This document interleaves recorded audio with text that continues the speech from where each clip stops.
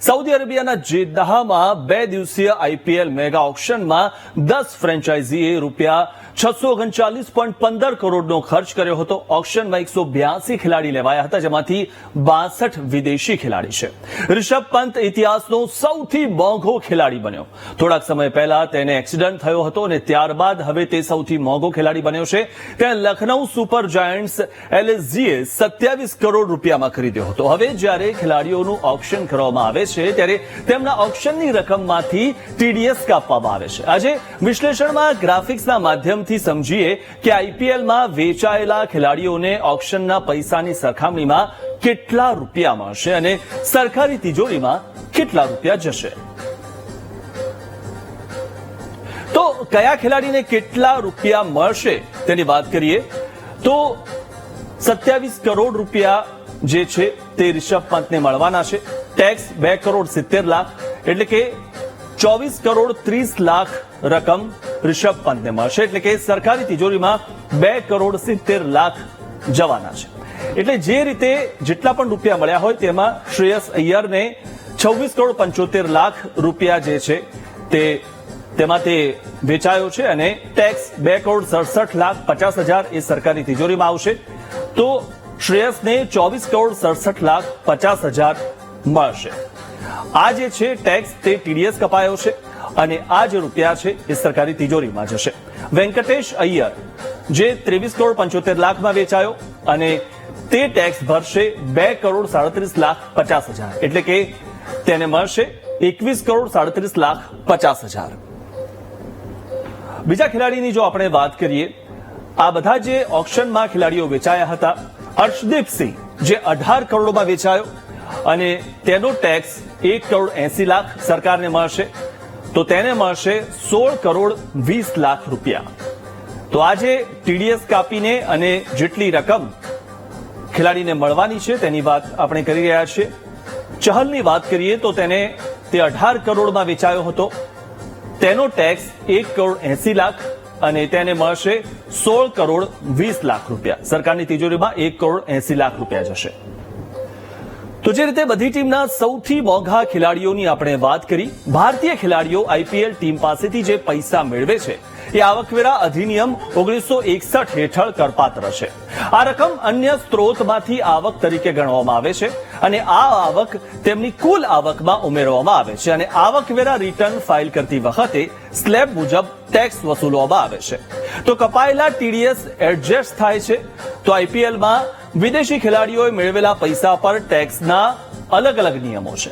વિદેશી ખેલાડીઓ જે નાણાકીય વર્ષમાં 182 દિવસથી વધુ સમય માટે ભારતમાં હાજર રહે છે તેઓ ભારતીય આવકવેરા કાયદા હેઠળ આવતા હોય છે.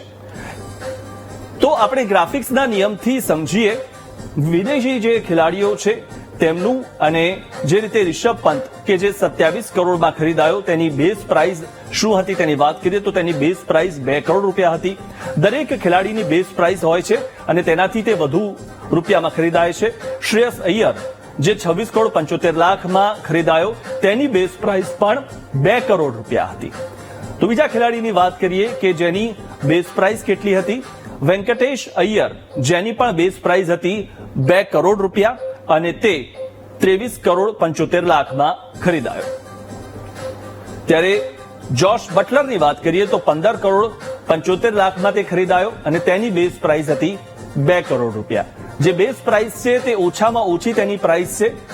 કેએલ રાહુલ જે 14 કરોડમાં ખરીદાયો અને તેની બેઝ પ્રાઇસ હતી 2 કરોડ રૂપિયા. જે બેઝ પ્રાઇસ હોય છે તેનાથી નીચે પ્રાઇસ નથી હોતી એટલે કે ઓછામાં ઓછા એટલા તો આપવા જ પડતા હોય છે. 12 કરોડ 50 લાખમાં જોફ્રા આર્ચર ખરીદાયો, તેની બેઝ પ્રાઇસ 2 કરોડ રૂપિયા હતી.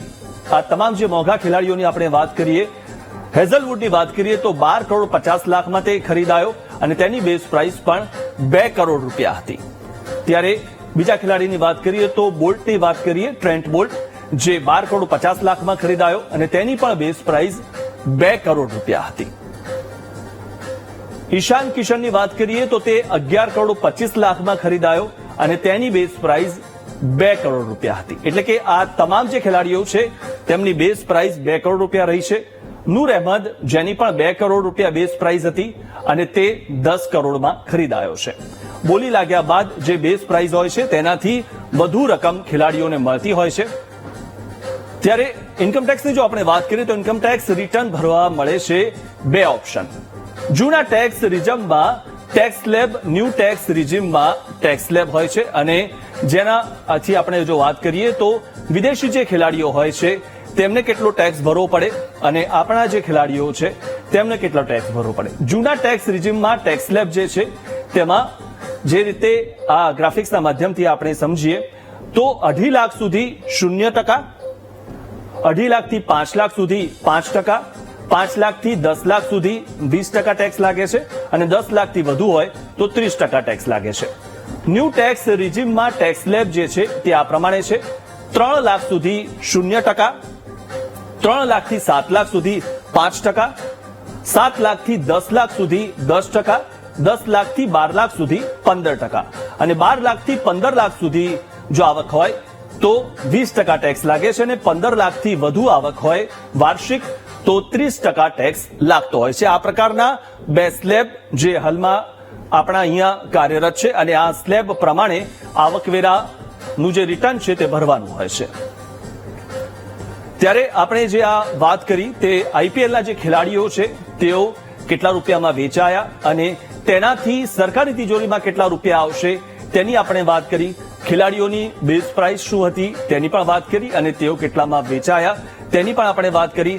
બેઝ પ્રાઇસ જે હોય છે તે સૌથી ઓછામાં ઓછી તેમની જે પ્રાઇસ હોય છે એટલે કે ખેલાડીને ઓછામાં ઓછા 2 કરોડ એટલે કે જેમની પણ આપણે વાત કરી તેમાં એટલામાં તો ખરીદવો જ પડે અથવા તો એના ઉપરના જે આપણે પૈસા તેમને આપીને જે ખરીદાયેલા છે અને તે રૂપિયા તેમને મળતા હોય છે. તો આઈપીએલ ટીમના માલિકો પાસેથી કાપવામાં આવેલા ટીડીએસ ખેલાડીઓ વતી ભારત સરકારમાં જમા કરવામાં આવે છે અને આ ઓક્શનમાં 10 ફ્રેન્ચાઇઝીએ 639.15 કરોડ રૂપિયા ખર્ચ્યા છે, જેમાં ભારતીય ખેલાડીઓ પર 383.40 કરોડ રૂપિયા અને વિદેશી ખેલાડીઓ પર 255.75 કરોડ રૂપિયાનો ખર્ચ કરવામાં આવ્યો છે. 10% ટીડીએસ મુજબ ભારતીય ખેલાડીઓનો કુલ ટીડીએસ 38.34 કરોડ રૂપિયા આવે છે. વિદેશી ખેલાડીઓના 20% ટીડીએસ મુજબ એ ₹51.15 કરોડ છે. એટલે કે આ ઓક્શનમાં ખેલાડીઓને આપવામાં આવેલી રકમમાંથી કુલ 89.49 કરોડ રૂપિયા સરકારી તિજોરીમાં જમા થશે.